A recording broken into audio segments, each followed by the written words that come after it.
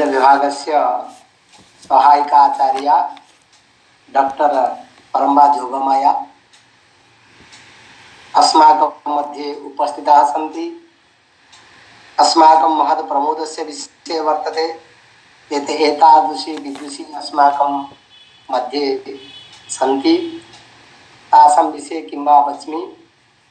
JRF इत्यादिकं सर्वमेव तत्र मन्ये 2007 इतः पूर्वमपि तैः तत्र सर्वमेव तत्र सम्पादित्वा इदानीं तत्र श्री जगन्नाथ संस्कृत विश्वविद्यालये एव तत्र वेदविभागे एव कार्यं कुर्वन्ति।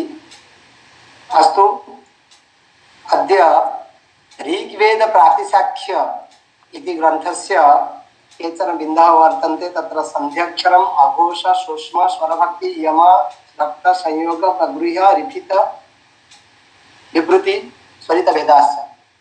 तत्र एतान् बिन्दवान् गृहीत्वा एव संक्षेपेण यथा नेट् परीक्षायाम् आगच्छति तद्वदेव तत्र संक्षेपेण उपस्थापयिष्यन्ति। तत्र समयः स्वल्पः, अतः श्री जगन्नाथ श्री सोमनाथ संस्कृत विश्वविद्यालय पक्षतः आसां तत्र स्वागतं करोमि, अभिवादनं च करोमि। तत्र साक्षात् एव इदानीं व्याख्यानं प्रति गच्छामः। नमो नमः। समय स्वल्पः। अन्या अस्तु, आप अपने व्याख्यान को शुरू करिए। और हमारे में कुछ बच्चे योग के हैं, तो इसलिए उनको संस्कृत में थोड़ा कठिन होता है, तो हिंदी में बताएं तो अच्छा है। जी जी, बीच बीच में जो मैसेज छोड़ते रहते हैं। जी जी सर, जी जी सर। ओम बृहस्पते प्रथमं वाचो अग्रं यत्प्रेरत नामधेयं दधानाः यदेसां प्रेणाणि प्रणासीत् प्रेणातदेकं निहितं गुहाविः। ॐ सक्तुमिव तितौ न पुनन्तो यत्र धीरा मनसा वाचमक्रत अत्रा सखायः सख्यानि जानते भद्रीशां लक्ष्मीर्निहिताधिवाची। परमसम्माननीयाः श्री सोमनाथ संस्कृत विश्वविद्यालयस्य वेदविभागस्य सहाचार्याः डॉक्टर शत्रुघ्न पाणिग्राही महोदयाः, तेषां कृते नमनं। तत्र अन्येपि ते निवेदकाः, तत्र नेट् कोचिङ्ग् इत्यस्य निवेदकाः सन्ति। डॉक्टर ललित पटेल महोदयाः ये खलु अध्यक्षाः अनुस्नातकविभागस्य, तथा डॉक्टर नरेंद्र कुमार पांड्या महोदयाः अपि वर्तन्ते ये खलु प्राचार्याः श्री सोमनाथ संस्कृत विश्वविद्यालयस्य। एतेषां सर्वेषां कृते मम हार्दं नमनं कार्तज्ञं च विनिवेद्य अद्यतनस्य विषयवस्तु साक्षात् प्रारम्भं करोमि। समानाक्षराणि ऋक् प्रातिशाख्यं किञ्चिदेव ऋक् प्रातिशाख्यविषये अहं वदामि। तत्र ऋक् प्रातिशाख्यं भवति सौनककृतम्, आचार्यसौनकविरचितम् एव ऋक् प्रातिशाख्यम्। अहं स्क्रीन् शेर् करोमि, दृश्यते वा? ऋक् प्रातिशाख्य पठनात् प्राक् दृश्यते? अस्तु अस्तु अस्तु, शोभनं। ऋक् प्रातिशाख्य पठनात् प्राक् हिंदी में बोलती हूँ, जो कि जब सर बताए हैं कि कुछ छात्र विद्यार्थी यहाँ पर योग से है, और इसीलिए मैं हिंदी में बोलती हूँ, और सूत्रों को और जहाँ भाष्य की ज़रूरत होगी बोलना वो भी मैं संस्कृत में बताऊँगी, पर यहाँ पर अब हिंदी में बताती हूँ। हम जब ऋक् प्रातिशाख्य पढ़ते हैं, आचार्य सौनक विरचित है, और शाखम शाखं प्रतिशाख्य शब्द जैसे सुचाता है, वेदांगों के अंतर्गत ही आएगा। शाखम शाखं प्रतिशाखं प्रतिशाखे भवं प्रातिशाक्ष्यम। हाँ, प्रातिशाक्षी भवं, इससे ये बोध होता है कि जितने भी शाखाएं थी, जैसे कि हम जानते हैं ऋग्वेद के 21 शाखाएँ, अब यजुर्वेद के 101 शाखाएँ, सामवेद के 1000 शाखाएँ, अथर्ववेद के 9 शाखाएँ, ये सब अब लुप्त हो चुके हैं, और यहाँ पुनरुद्धार होगा तो ये अलग बात है। पर यहाँ पे जो उपलब्ध है ऋग्वेद की, अब शाकल और वाष्कल के कुछ अंश प्राप्त होते हैं, और शुक्ल यजुर्वेद के काणो माध्यम दिन प्राप्त होते हैं। कृष्ण यजुर्वेद की तैत्तिरीय, काठक, कपिष्ठल भी कुछ अंशतः प्राप्त होता है। और सामवेद की कौथुमीय, राणायनीय, जैमिनीय प्राप्त होता है एवं अथर्ववेद की सौनक और पैपलाद प्राप्त होता है। बाकी तो 5 प्राप्त नहीं होते हैं, तो बाकी 7 प्राप्त नहीं होते हैं। तो प्रति शाखा के प्रातिशाख्य ग्रंथ होते थे। प्रातिशाख्य ग्रंथ क्या है, ये प्रश्न मन में आता है। प्रातिशाख्य ग्रंथ ध्वनि विज्ञान है, जिसको हम मॉडर्न लिंग्विस्टिक्स भाषा विज्ञान में जिसको हम फोनोलॉजी बोलते हैं, फोनेटिक्स बोलते हैं। फोनेटिक्स से रिलेटेड जो शास्त्र होता है हम इसको फोनोलॉजी कहते हैं इंग्लिश में, और ये ध्वनि विज्ञान है संस्कृत में। ये वैदिक ध्वनि विज्ञान जो है वह प्रातिशाख्य ग्रंथ है। तो स्वरों के उच्चारण के लिए या मंत्रों के उच्चारण के लिए जितने भी उदाहरण यहाँ दिया गया है, ऋग्वेद प्रातिशाख्य एकमात्र प्रातिशाख्य ग्रंथ उपलब्ध है ऋग्वेद का, जो कि मूलतः सौनक शाखा से संबंधित नहीं है। सौनक शाखा के एक उपशाखा है सैसरीय शाखा, वो सैसरीय शाखा की ये प्रातिशाख्य ग्रंथ है। और सामान्य रूप से हम लोग ये ग्रहण कर लिए हैं। कुछ तो पार्थक्य जरूर होगा, कुछ तो भेद जरूर होता है। जहाँ प्रातिशाख्य मिलता तो ये हम आज अध्ययन कर सकते, पर नहीं मिल रहा है। तो ये ऋग्वेद प्रातिशाख्य हम सैसरीय उपशाखा का है। जो भी है इसका भाष्य, इसका विस्तृत भाष्य आप लोगों को हमको मिल रहा है, यही बड़ी बात है। पूरा का पूरा 18 पटल में निबद्ध है ये ग्रंथ, और ये पूरा उब्बट के भाष्य के साथ उपलब्ध है। जो प्रथम पटल है, नेट की परीक्षा में जो 25 कोड में दे रहे हैं, वहाँ पे सर ने मुझे जैसे दिया है सिलेबस पूरा दोनों को मिला के, मतलब ऋग्वेद प्रातिशाख्य 25 कोड में जो है और 73 कोड में जो है, सारा कुछ सर ने दिया है। हम लोग देखेंगे जितना संभव हो हम लोग उतना तक आ जाएंगे, और बाकी आगे कहीं अवसर मिलेगा तो हम उस पर चर्चा करेंगे। तो पहला है जो समानाक्षर है, यहाँ प्रथम पटल से लगभग ज़्यादा से ज़्यादा प्रथम पटल से लिया गया है। ये जो संज्ञा पद सब है, क्योंकि प्रथम पटल का नाम है संज्ञा परिभाषा पटलम। ये पटल है, चैप्टर को पटल ही बोला गया है, तो संज्ञा परिभाषा पटल है। तो हम संज्ञा परिभाषा पढ़ने से पहले या कोई भी सूत्र इस ऋक् प्रातिशाख्य में पढ़ने से पहले, यहाँ ऋक् प्रातिशाख्य जो ग्रंथ मिल रहा है, प्रामाणिक ग्रंथ जो मिल रहा है, उससे पूर्व एक भूमिका मिलता है, विस्तृत भूमिका, उसको वर्गोदय वृत्ति बोलते हैं। और वो वर्गोदय वृत्ति विष्णुमित्र की किया हुआ है। तो विष्णुमित्र की वर्गोदय वृत्ति में जो मिल रहा है, वहाँ पे आप हम लोगों को वर्ण राशि क्रम मिलेगा। तो हम लोग जो जानते हैं हमारा अल्फ़ाबेट्स या वर्ण राशि का जो क्रम है, हम पाणिनि व्याकरण के अनुसार जो जानते हैं, या लौकिक संस्कृत में हम लोग जैसे व्यवहार करते हैं, या अपने मातृभाषाओं में हम जैसे व्यवहार करते हैं, ऐसा थोड़ा सा पार्थक्य इसमें है, वैदिक संस्कृत में है। क्या है ये वर्ण राशि क्रम? यही है, मैंने स्क्रीन शेयर इसीलिए किया है। इस क्रम को हम नहीं जानेंगे ना, फिर सूत्र सारे गड़बड़ हो जाएंगे, हम समझ नहीं पाएंगे और हमारा सूत्र नहीं बैठेगा। तो इसलिए इसको पहले जानना जरूरी है, इसलिए मैंने लिख लिया है। देखिए क्रम ये है, अ लिखा भी गया है, अ आ इति स्वराः। आप लोगों के पास वो किताब होगा तो अकारार रावी उ ए ओ ऐ औ, ये सूत्र से निबद्ध है वो वर्ण राशि क्रम। तो अ आ र ई उ ए ओ हम लोग ऐसे नहीं करते हैं, और रू को यहाँ नहीं रखते हैं हम लोग लौकिक संस्कृत में, पर यहाँ पे जरूरी है ये रहना, नहीं तो गड़बड़ हो जाएगा। नामीश्वर जब हम आएगा, नामीश्वर पर एकदम होगा ही नहीं। तो ए के बाद ओ, ऐ के बाद ओ, उसके बाद ऋकार त्रय है जो ह्रस्व दीर्घ और प्लुत। दीर्घ चिन्ह मैं नहीं दे पा रही हूँ, डबल रू नहीं आ रहा है इसमें टाइप में। उसके बाद ये सब जैसा कि तैसा है। स्पर्श वर्ण 25 को 25 स्पर्श वर्ण जिस क्रम में होता है उस क्रम में है।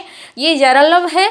और यहाँ पे देखिए, यहाँ पे ये जब हम उष्म वर्ण देखते हैं, उष्म वर्ण हम सा के बाद में ह दिखते हैं, पर यहाँ पहले ह है, नहीं तो गलत हो जाएगा, नहीं होगा, हमारा सूत्र यहाँ काम नहीं करेगा।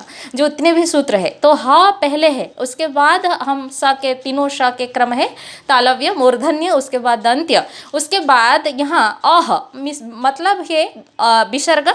और अक्का जो उपध्मानीय जिह्वामूली अक्का, वो जिह्वामूली के चिन्ह मैंने ठीक से नहीं दिया है, मिल नहीं रहा है। तो यहाँ ये जो अर्धचंद्र का चिन्ह है, ऊपर एक जाएगा, उसके उल्टा करके नीचे एक रहेगा, वो है, वो चिन्ह रहेगा। बस आप लोगों को सांकेतिक रूप से मतलब ये चिन्ह है ये बताने के लिए मैंने ये लगा दिया। और अप्प है जिह्वामूलीय, ये है अक्का है जिह्वामूलीय, अप्प है जिह्वामूलीय और उपध्मानीय, ये उपध्मानीय प है और अंग अनुस्वार के लिए है। ये है वर्ण राशि का क्रम है। उसके बाद हम आएंगे, ये वर्ण राशि क्रम आप लोग ध्यान में रखिए। मैं अब पीपीटी शेयर करती हूँ और उसी के हिसाब से हम लोग अब पीपीटी के हिसाब से जी बोलिए। जी बोलिए। क्या सुनाई नहीं दे रहा जी?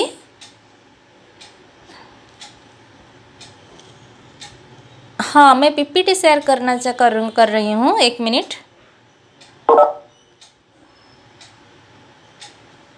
जी हो गया, अब आ गया या नहीं दिख रहा है? नहीं मैडम, दिखाई पड़ रहा है ना? ठीक है। तो हम पहला जो सूत्र है, हम उस सूत्र को जाएंगे। पहला सूत्र है, ये रुक प्रातिशेख्य का प्रथम पटल का प्रथम सूत्र है, समानाक्षर संज्ञा।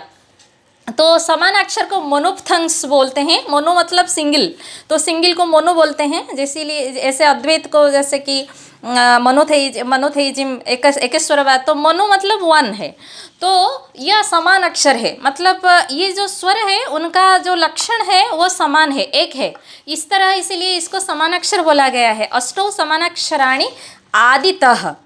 तो कुत्र आदितः, कहाँ पे आदि से 8 अक्षर समानाक्षर होते हैं? तो वो जो वर्ण राशि क्रम हम लोग देखे ना, वो जो वर्ण राशि क्रम का ये था कि अ आ री री ई उ, ये जो क्रम था, उस क्रम में पहले से आदितः ये अष्टौ ये संख्यावाचक शब्द है, और आदितः जो ये ये बोला गया है अष्टौ संख्यावाचक शब्द है, और आदितः जो बोला गया है ये उसकी संज्ञा है, समानाक्षर की संज्ञा है, एक संख्या और एक संज्ञा। तो संज्ञा है कि आदितः शुरू से मतलब अ से लेके 8 अक्षर समानाक्षर है। कहाँ पे? ना वर्ण राशि क्रम में, जो वर्ण राशि क्रम को हम लोग आगे देखें। तो ये होगा अ आ री री ई उ। ये प्रश्न हमेशा लगभग इस तरह का प्रश्न होते हैं। तो कति समानाक्षराणि भवन्ति, तो 8 है। और समानाक्षर, हाँ, तो यहाँ पे जो समान अक्षर का क्या प्रयोजन है, हर एक सूत्र, ये जो सूत्र है उसका भाष्य उबट ने विस्तृत रूप से लिखा है, और इसका हिंदी अनुवाद प्रोफेसर वीरेंद्र कुमार वर्मा का हिंदी अनुवाद की किताब है, चौखंबा से छपी हुई है। आप लोग उसको प्राप्त कर सकते हैं और विस्तृत पठन कर सकते हैं। बस कुछ मतलब आलोक के लिए हम लोग यहाँ चर्चा कर रहे हैं। और ये प्रयोजन है समान स्थान युक्ते द्वे समानाक्षरे मिलित्वा। यहाँ पे जो लिखा गया है वो तो बात अलग लिखा गया है, लाइन तो अलग है, तो यहाँ पे मैं उसको सरल भाव से यहाँ लिखी हूँ। तो समानाक्षर का जो प्रयोजन लिखा है, समानाक्षर है स्थान है, इतना ही प्रयोजन लिखा गया है। तो इसका मतलब ये रहा कि 2 समानाक्षर वर्ण जब मिल जाते हैं तो क्या हो जाता है, एक दीर्घ वर्ण हो जाता है, और आ मिलेंगे तो क्या होगा, आ ही होगा। और ई, क्योंकि समान स्थान वाले कंठ्य वर्ण अ है, और ई दोनों ई तालव्य वर्ण है, और दोनों रूट रसाणम दंत्य वर्ण है, तो रूट रसाणम मूर्धा। तो इस तरह की जो 2 समान अक्षर मिल जाएंगे, तो समान स्थान युक्त वाले 2 वर्ण मिल जाएंगे तो दीर्घ वर्ण होगा। तो दीर्घ संधि को ये संकेतित करता है, तो ये ध्यान में रहे, समान अक्षर का यही रहा प्रयोजन। इसके बाद हम ध्यान रखेंगे कि कितने हैं। सबसे बड़ी बात है, हम याद रखेंगे हमारा जो क्रम है, वर्ण राशि का क्रम है, उस क्रम में कौन सी वर्ण कहाँ से कितने हैं। कभी कभी बोला गया है यहाँ से शुरू से लेके 8, कहाँ से बोला गया है उस क्रम में 8 वर्ण है, मान लीजिए पहले को छोड़ के अंत्य 7 वर्ण, ये भी बोला गया है कहीं पे। तो हमको वो क्रम याद रहेगा, तभी तो हम बोल पाएंगे ये क्रम से क्या क्या है। तो ये सबसे बड़ी बात होती है। यहाँ पे लगभग सारे स्वर वर्ण को लेके ही चर्चा हो रही है। तो संध्यक्षराणि, उसके बाद संध्यक्षर की संज्ञा है, तो संध्यक्षराणि ततः चत्वारि संध्यक्षराणि उत्तराणि बाद में किसके? ततः नाम कुतः नाम समानाक्षरतः, 4 संध्यक्षराणि संधि वाले वर्ण, 4 होते हैं उत्तराणी, उत्तराणी परे। तो यहाँ उत्तराणी बोलने की क्या ज़रूरत थी, तो ततः चत्वारि तो बोल दिया गया, फिर उत्तराणी कहने की तो द्वित्व नहीं हो रहा है, एक ही बात 2 बार नहीं बोला गया है, ये संशय मन में आ रहा है। और इसका समाधान भाष्यकार उबट ने भी किया है। उत्तराणी का मतलब इसीलिए उत्तराणी इसीलिए लिखा गया है कि लृ वर्ण, लृकार जो अंत में मैंने ब्रैकेट में लिखा था वर्ण राशि क्रम में, वो वर्ण कभी बीच में न आ जाए। कभी कभी वो कर्म का मतभेद भी होता है, इसीलिए कभी वो बीच में न आ जाए, इसीलिए उत्तराणी मैंने अव्यवहित परे ये अव्यवहित पर में मतलब संध्यक्षर जहाँ समानाक्षर जहाँ खत्म हुआ, कहाँ खत्म हुआ, ऊ के पास खत्म हुआ, ऊ दीर्घ ऊ के पास, तो उसके तुरंत बाद व्यवधान रहित होके जो 4 अक्षर होते हैं उसको हम संध्यक्षर बोलते हैं। तो कितने संध्यक्षर होते हैं ये भी प्रश्न होता है, तो संध्यक्षर 4 होते हैं। तो ये है मैंने लिख दिया है समानाक्षर, सरल संस्कृत में लिखा है, पीपीटी सर के पास रहेगा, आप लोग देख सकते हैं बाद में। समानाक्षरेभ्यः अनंतरं वर्णराशि क्रमे 4 संध्यक्षर संज्ञकानि भवन्ति। तो ये एक यहाँ पे वैशिष्ट्य ये है, जो संध्यक्षर है, संध्यक्षर हम मैंने क्रम दिखाया है, ए के बाद ओ, उसके बाद ऐ और उसके बाद ओ, ये क्रम है, पर ये सारे संधि वर्ण है। तो 2 स्वर वर्ण मिलके एक संधि वर्ण हुआ है, और चारों संधि वर्ण दीर्घ वर्ण होते हैं। तो ए के ई अ के साथ सबका संधि हुआ है, अ के साथ ई का संधि से ए हुआ है, अ के साथ ऊ के संधि से ओ हुआ है, और अ के साथ ए संधि से ऐ हुआ है, अ के साथ ओ की संधि से ओ हुआ है। तो संधि के होने के कारण इसको संध्यक्षर बोला गया है। उसके बाद हम लोग आएंगे अघोष वर्ण के पास। अघोष, यहाँ पे हमको उसके पहले सूत्र के समझने के बिना अघोष समझ में नहीं आएगा, तो थोड़ा सा पूर्व सूत्र का भी हम सूत्र को भी समझ लेंगे। तो अघोष को स्वनांठ या भयस्लेस, अघोष बोला गया है ना, तो भयस्लेस है, और घोष जो होता है वो भय से है। ऐसा इंग्लिश में इसका इंग्लिश ट्रांसलेशन मिलता है। तो इंग्लिश ट्रांसलेशन मंगलदेव शास्त्री ने किया है, और मंगलदेव साहब बहुत पुराना है इंग्लिश ट्रांसलेशन इसका, तो मंगलदेव शास्त्री का इंग्लिश ट्रांसलेशन आपको मिल जाएगा। तो ऑक्सफोर्ड यूनिवर्सिटी प्रेस से सबसे पहले 1922 में छपा गया है ये बुक। तो इंग्लिश ट्रांसलेशन पूरा उबट भाष्य के साथ छपा गया है। तो यहाँ पे अघोष की संज्ञा जो है, अघोष का संज्ञा, और बीबी चौबे की बुक भी है। बीबी चौबे जो विशिष्ट वैदिक विद्वान थे, अब स्वदेह में नहीं रहे, तो उनका भी ये वो रूप प्रातिशाख्य के ऊपर बहुत विस्तृत हिंदी विवरण के साथ पुस्तक मिलता है। तो देखिए हम अघोष को चर्चा करेंगे। अन्त्याः सप्ततेषाम् अघोषाः, अन्त्याः अंतिम 7 तेषाम उन्हीं का जो सुत अघोष को बोला जाता है, उनका अंत्य 7 को अघोष बोला गया है। उनका मतलब किनका, किसका, किस तेषां नाम केषाम, वो फिर प्रश्न होता है। तो प्रश्न ये है, उबट भाष्य में उसको स्पष्ट किया गया है। तो अघोष किस जानने से पहले उसका पहला सूत्र, अघोष का सूत्र है प्रथम पटल का 11 सूत्र, और उससे पहले जो 10th सूत्र है ना, वो 10th सूत्र ऊष्म संज्ञा है, ऊष्म वर्णों को बतलाता है। तो ऊष्म वर्णों की संख्या 8 होता है। तो ऊष्म वर्णों की संख्या उत्तरे अष्टा उष्माणः, मैंने लिख लिया है, इसमें लिखा भी है आप लोगों की स्पष्टता के लिए। तो उत्तरे अष्टा उष्माणः, 8 उत्तर, उसके परे 8 ऊष्म वर्ण। किसके परे, यहाँ पर भी प्रश्न होता है, किसके परे। उससे पहला सूत्र है अंतस्थ सूत्र।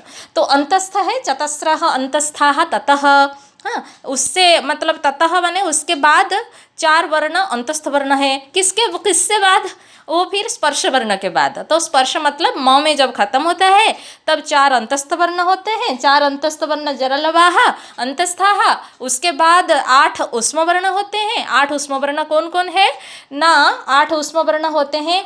ह, मैंने बोला है ह से शुरू करना पड़ेगा हमको।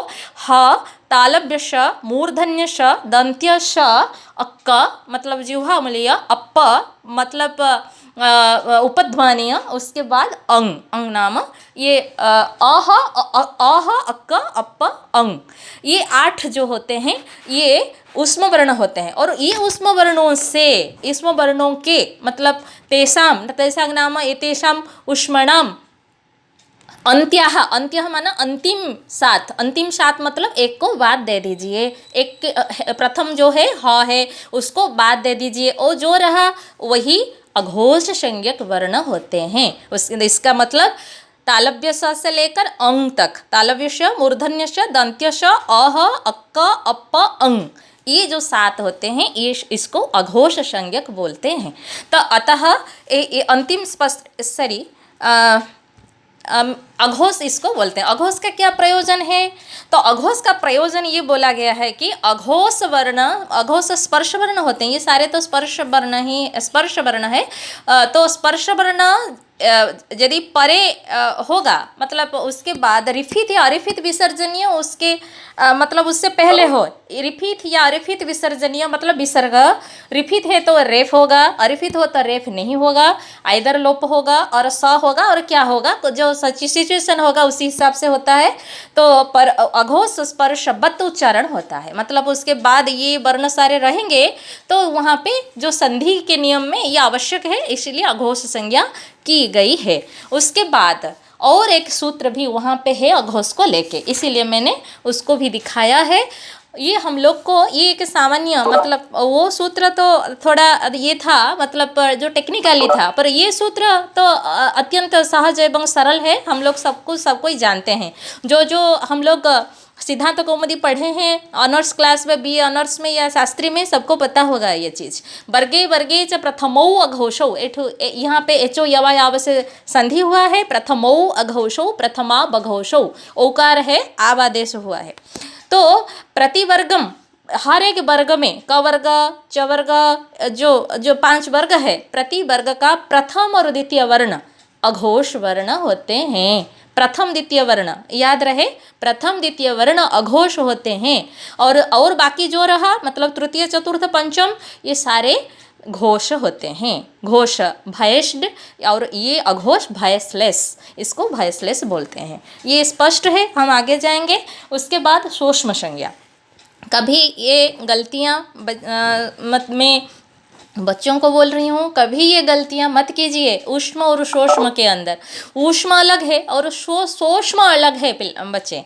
तो ऊष्म जो है 8 है, और किसके बाद है ना, अंतस्थ के बाद है, अंतस्थ के बाद ह से शुरू होता है। और सूक्ष्म जो है वो अलग है, जुग्मौ सुष्माणु, ये अलग अलग 2 कथाएं हैं। सूक्ष्म ऊष्म मतलब स लगा हुआ है मतलब वो बराबर है, ऐसा कभी मत, ये गलतियां ध्यान रहे, ये चीज़ कभी गलती ना हुए। तो जुग्मौ सुष्माणु, तो यहाँ पे जो पूर्व सूत्र है, हम ये 13 नंबर सूत्र है, तो 12 नंबर सूत्र से वर्गे जब प्रथमो अघोषो था ये वो सूत्र, वहाँ से इस सूत्र को वर्गे का अनुवृत्ति होती है। तो वर्गे जुग्मो सूक्ष्माणु, हर एक वर्ग में जो जुग्म वर्ण होते हैं, जुग्म मतलब वर्ण की जो संख्या होता है 1 2 3 4 5, एक वर्ग में 5 वर्ण जो है, तो उसमें द्वितीय जुग्म संख्या मतलब इविन नंबर वाले वर्ण, मतलब 2 नंबर में जो वर्ण है और 4 नंबर में जो वर्ण है, वही 2 वर्ण हर एक वर्ग में ये सूक्ष्म संज्ञक होते हैं। तो इसका मतलब ख घ छ झ ठ ढ थ ध फ भ, ये सूक्ष्म है। और सूक्ष्म को आप लोग महाप्राण बोल सकते हैं क्योंकि उच्चारण करने में ये महाप्राण वर्ण ही है। तो इसका क्या प्रयोजन है? स्वस्माणः स्ववर्गस्य पूर्ववर्णैः सह उच्चार्यन्ते, ऐसे होगा। तो जो ख उच्चारण हम करते हैं, थोड़ा सा क तो है उसमें, और हम घ उच्चारण कर, थोड़ा सा ग तो है, यही इसका प्रयोजन बोला गया है कि इसका पूर्व वर्ण थोड़ा सा इसमें संकेतित होता है, यही इसका प्रयोजन लिखा गया है। तो हम आगे जाएंगे स्वर भक्ति, ये सबसे इम्पोर्टेंट है स्वर भक्ति। स्वर भक्ति एक बड़ी लंबी चर्चा स्वर भक्ति के बारे में इस रुक प्रातिशाख्य में है, और यहाँ पे तो प्रथम पटल में वो संकेत में कहा गया है, और इसका विस्तृत चर्चा षष्ठ पटल में है, जबकि षष्ठ पटल का नाम है ध्वन्यागम पटल। ध्वनि का छोटा सा एक साउंड का आगम होता है, एक्सेंट का, एक्सेंट तो नहीं, ध्वनि मतलब साउंड का आगम होता है और जो लिखा नहीं जाता है पर उच्चारण में वो सुनाई देता है। तो इसीलिए ये ध्वन्यागम पटल में इसकी विस्तृत चर्चा है। और यहाँ पर क्या कहा गया है, क्योंकि यहाँ पर हम थोड़ा सा जो स्वर भक्ति के बारे में चर्चा यहाँ पर कहा गया है, इसीलिए कि ये जो होता है मतलब वर्णों की जो क्रम हम पढ़ रहे हैं उसमें इसका थोड़ा सा है, क्योंकि स्वर और व्यंजन दो चीज़ों की चर्चा इसमें भी है, इसीलिए यहाँ पे दिया गया है।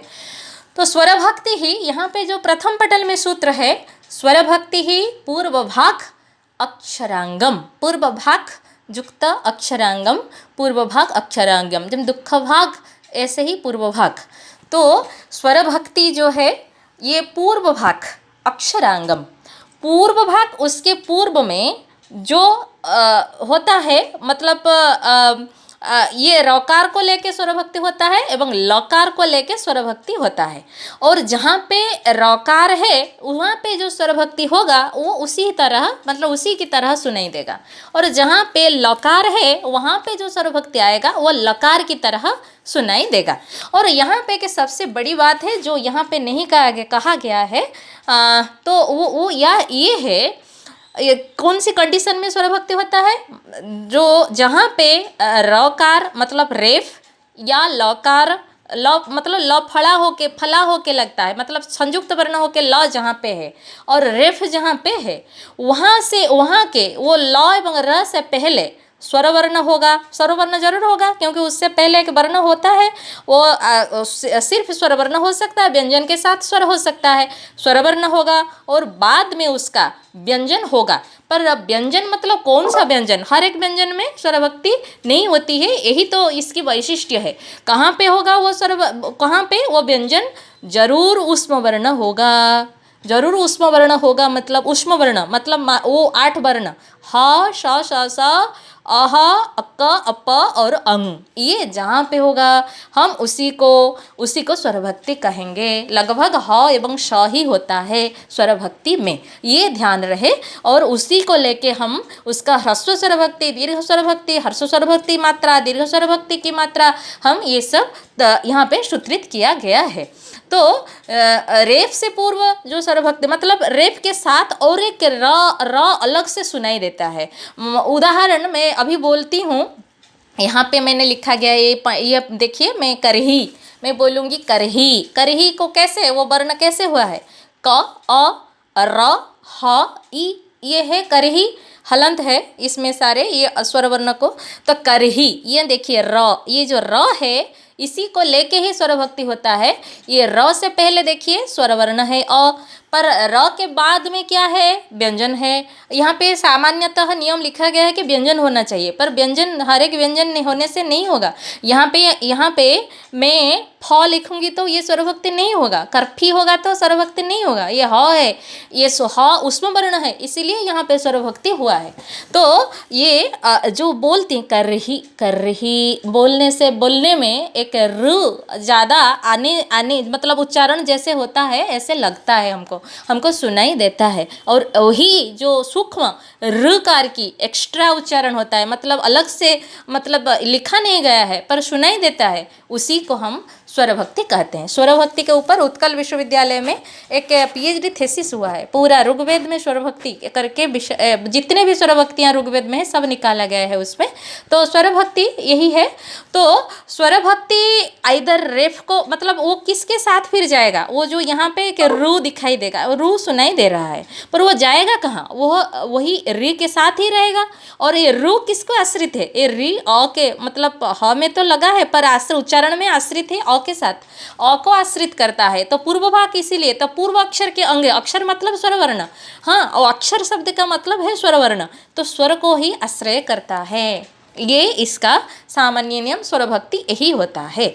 तो स्वर भक्ति लकार का हम उदाहरण तो देखेंगे, उसका हर्ष स्वर भक्ति, दीर्घ स्वर भक्ति किसको कहते हैं, हम उसके पास जाएंगे। तो स्वर भक्ति पूर्व रेफ के साथ रहेगा और वो रेफ के साथ वो स्वर भक्ति किसको आश्रित करेगा, पूर्व अक्षर को मतलब स्वर को आश्रय करेगा। समझ गए बच्चे? अब उदाहरण के पास जाएंगे, समझ में आ रहा है? जी जी जी मैम। जी ठीक है। तो उदाहरण को आएंगे हम लोग। आप ये सामान्य उदाहरण है, फिर हम बाद में आएंगे यहाँ पे जो ह्रस्व और दीर्घ, क्योंकि आप नेट एग्जाम में ह्रस्व स्वरभक्ति की मात्रा क्या है, दीर्घ स्वरभक्ति की मात्रा क्या है, या कोई एक उदाहरण दे देता है और यहाँ पे ह्रस्व है या दीर्घ है या कोई वो कौन से और वो कितने मात्रा है, ये सब प्रश्न आते हैं। तो ये देखिए प्रत्युअदर्शी एक सामान्य ये उदाहरण आप देखिए। प्रत्युअदर्शी यहाँ पे है, दर्शी को ले लीजिए, ये दर्शी में स्वरभक्ति है, द हलंत अ। देखिए हर एक कंडीशन है कि रेफ से पहले आपका ये रहेगा, मतलब स्वरवर्ण रहेगा, और बाद में आपका व्यंजन रहेगा, जो व्यंजन आपका ऊष्म होना चाहिए। ये स देखिए ऊष्म वर्ण है। जितने भी हैं ये ध्यान में रहे, कहीं पे नहीं लिखा गया है, षष्ठ पटल में है, यहाँ पे तो नहीं लिखा गया है, पर षष्ठ पटल में वो जब विस्तृत विवरण दिया गया है वहाँ पे ये बात स्पष्ट की गई है कि यहाँ पे रहेगा, मतलब ऊष्म वर्ण होगा। तो ये ऊष्म वर्ण है।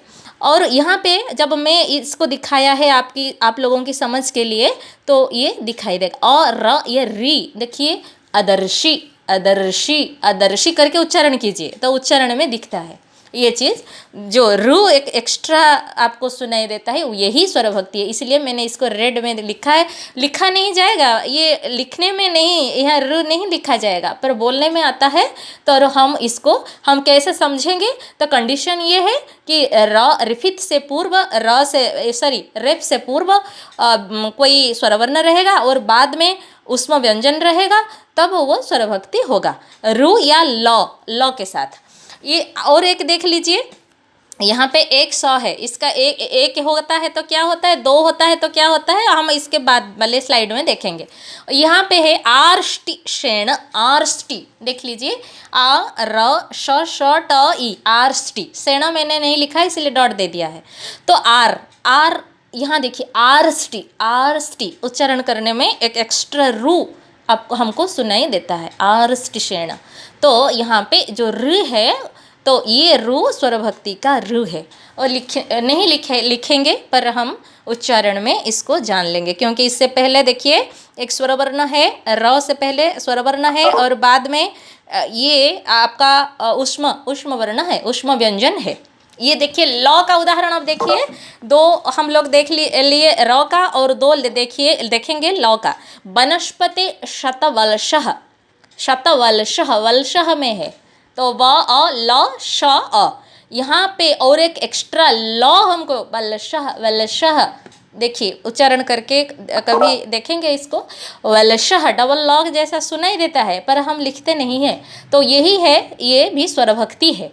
तो ये लकार के स्वरूप, मतलब स्वरभक्ति जो होगा, मतलब र होगा तो ये वो स्वरभक्ति रकार सदृश होगा, और ल होगा तो लकार सदृश होगा। तो इसीलिए यत्र स्वरभक्ति लकार सदृशा तक, और किसका अंगभूत है, उससे पहले जो अ है, ये अ को आश्रय करते हैं, इसका अंगभूत पूर्वभाग अक्षरांगम, पूर्वभाग अक्षर पूर्व में रहने वाला अक्षर अ है, तो इसी को आश्रय